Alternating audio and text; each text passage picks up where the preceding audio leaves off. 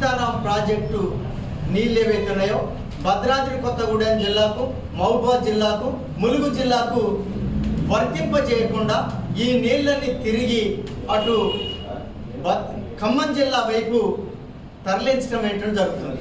ఇది జలదోపిడీ అనేటువంటిది జరుగుతుంది.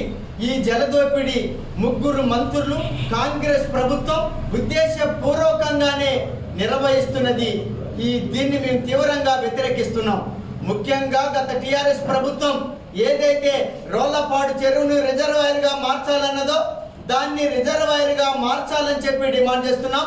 బయ్యారం చెరువును మినీ రిజర్వాయర్గా మార్చాలని కోరుతున్నాం.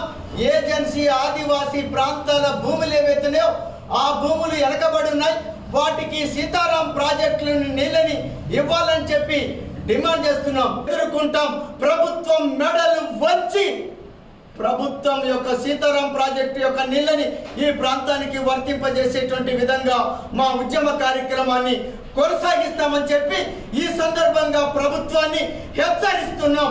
అట్లాగే అన్ని రాజకీయ పార్టీలు, ఆదివాసీ గిరిజన సంఘాలన్నింటినీ కలుపుకొని దశల వారి ఉద్యమాన్ని రానున్న కాలంలో కొనసాగిస్తామని చెప్పి సందర్భంగా స్పష్టం చేస్తున్నాం.